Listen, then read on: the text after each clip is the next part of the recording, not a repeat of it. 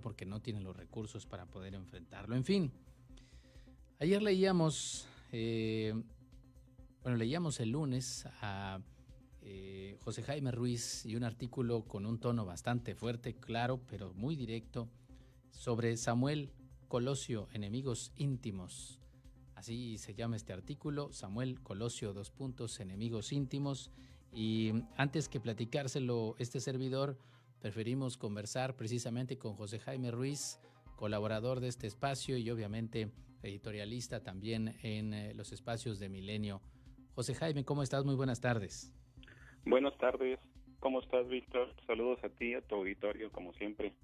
Gracias, muy amable por atender esta llamada, por platicar con nosotros. José Jaime, enemigos íntimos, así titulas y empiezas a hacer una enumeración de datos y una crónica de cómo están las cosas en esos dos personajes, pues de la política nueva, entre comillas, ¿no? Bueno, personajes jóvenes, no sé si política vieja o política renovada, ¿no? Pues sí.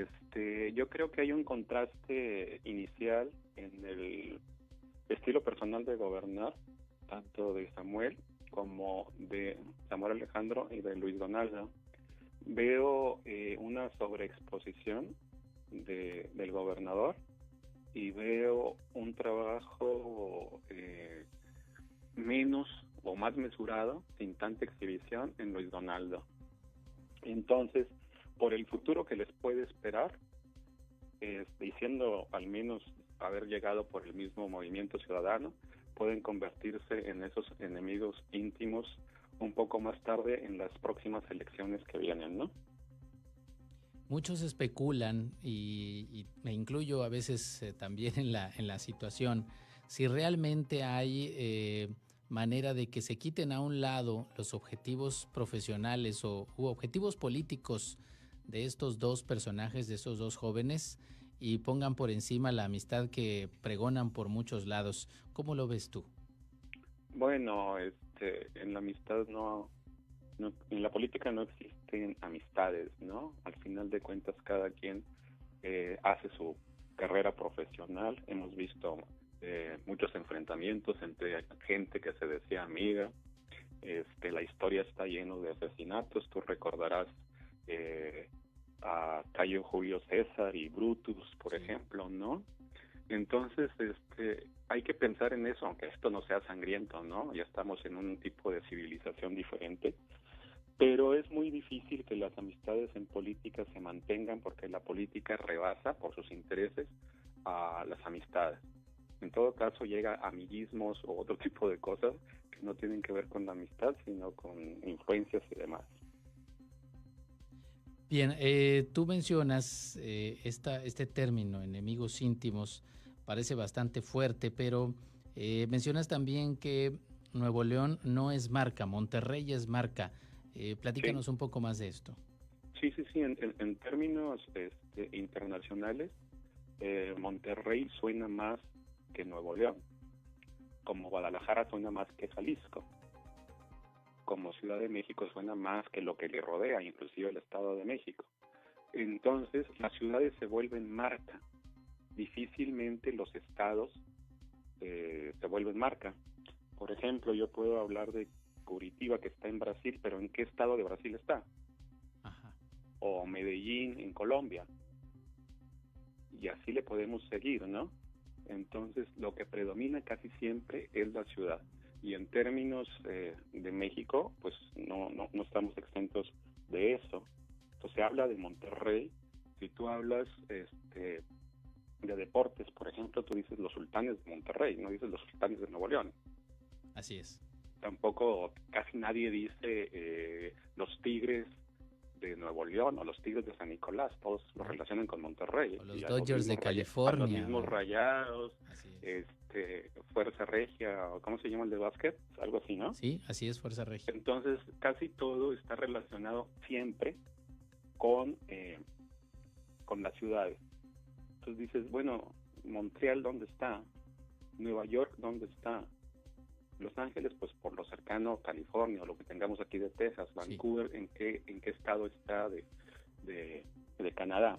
Casi siempre se impone la marca ciudad. Entonces, Barcelona es más marca, por ejemplo, que Cataluña. Sí. O Más que la Madrid, región. ¿de qué es? ¿Dónde está Madrid? ¿En Castilla o dónde? No sé. Entonces, la marca ciudad de la que habla este catalán, Tony Puig, es la que se impone regularmente, ¿no? Y en ese sentido es como lo quiero explicar. O sea, Monterrey es más marca que Nuevo León, a pesar del leoncito nuevo de Samuel Alejandro, ¿no? Sí, con la intención de refrescar el asunto, cambiar hasta el escudo. José Jaime, ¿cómo ves tú? ¿Cuál es tu diagnóstico en estas primeras semanas? En particular en la capital del estado, en Monterrey, lo que has escuchado, lo que ves, y de acuerdo con la primera vista al gabinete de Luis Donaldo Colosio y su no aparición pública más que en algunos eventos, ¿qué ves tú, aunque es poco tiempo en este momento? Pues yo creo que Luis Donaldo dejó de estar en campaña y empezó a trabajar y administrar, ¿no? Esto no es no lo digo en detrimento del gobernador, digo que son dos estilos de gobernar. Yo creo que están haciendo el balance. Siento muy apresurado a Samuel Alejandro con todo esto de la revisión del Bronco, por ejemplo, y no siento así apresurado a Luis Donaldo con la revisión de Adrián de la Garza, ¿no? Entonces yo creo que está ajustando tuercas. Creo que todavía no está bien definido cómo va a estar el gabinete o el gabinete inferior en términos piramidales del gobierno del estado, y Luis Donaldo lo está haciendo más horizontal. Creo, sin embargo, que uno de los temas más importantes, tanto para la capital de Nuevo León como para Nuevo León, y me voy más allá al área metropolitana de Monterrey, porque Sí. pues no estamos desconectados, ¿no? Podemos hablar de la capital, pero en realidad vivimos en un área metropolitana. Lo del asunto de la movilidad, yo creo que la movilidad va a ser un tema muy, muy importante, y ver cómo se trata de resolver, porque tenemos problemas muy difíciles, por ejemplo, la movilidad entre Monterrey y San Pedro, Monterrey, y con los otros municipios, y con lo que no se ha hecho en términos de avance del transporte público. Ahora, suena bien para decir algo positivo, digamos, desde esta silla aquí en la cabina. Suena bien que haya la intención de cambiar las cosas en el transporte. Hay quien ya les da el voto de confianza, esta idea de que el Estado se vuelva el rector en el tema del transporte, el que administra el transporte, y que no le sigue el cuento a transportistas que llevan décadas mandando, secuestrando este servicio en Nuevo León. ¿Cómo lo ves tú? Mira, yo creo que sí es un insulto a la ciudadanía que le quieran aumentar el precio al transporte. Yo lo vería, sí y solo sí podríamos auditar a los empresarios transportistas, pero ellos no quieren y no se dejan y se amparan. Entonces, cuando tú tienes ese asunto de que no te quieren auditar, es porque escondes algo, y escondes finalmente las ganancias. Hay un problema ahí con los empresarios, hay un problema con los concesionarios, con los permisionarios, Sí. que ya no es asunto de sindicatos o CTM o CROT y demás, es un asunto de líderes que se volvieron empresarios y no líderes obreros. Entonces hay muchos asegúnes, hay muchas aristas en el problema del transporte que no se ha resuelto y que yo veo muy difícil de resolverse. Sí. El asunto también aquí es, a ver, vamos a hablar lo que dice Hernán Villarreal en su libro que publicó el año pasado, creo, Sí. de movilidad con distanciamiento. Por ejemplo, dice fomentar que las empresas otorguen el transporte público como prestación laboral. Ahí es un salto cualitativo. Esa prestación laboral, el gobierno del estado bonificaría el 33% del impuesto sobre la nómina. Suena una idea innovadora. Es muy innovadora, o sea, Sí. yo a Hernán lo respeto mucho como teórico de la movilidad, o sea, ha estudiado mucho, ha estudiado demasiado, ha tenido diplomados o maestrías en Curitiba, donde hay una movilidad y donde se ha trabajado 20 años o más de 20 años con la ecología, etcétera, ¿no? Sí. Pero este asunto de la movilidad no se reduce al transporte público. Es decir, si nos vamos nada más al transporte público, estamos desoyendo el otro asunto que tiene que ver con el transporte privado. este mismo tipo, Tony Puig, que es el que hizo la marca Barcelona antes de las Olimpiadas, yo me acuerdo que cuando fui a la Facultad de Ciencias de la Comunicación le preguntaron, oye, ¿y cómo ves Monterrey? Dice, pues yo no veo una ciudad, veo una cárcel. Veo que todos están encarcelados en sus autos.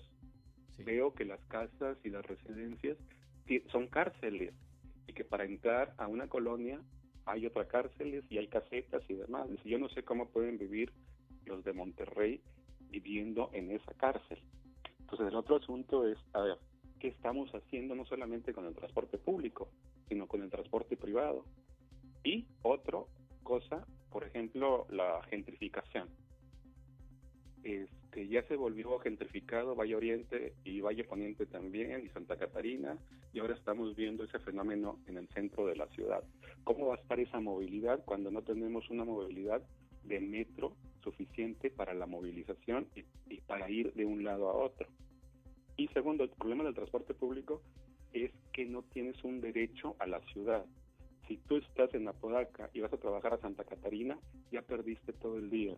Sí. Y ya perdiste y llegas con tu familia y llegas de mal humor, entonces ahí empieza una violencia intrafamiliar. Siempre se habla de que el espectáculo provoca ciertos tipos de violencia, como el fútbol, ¿no?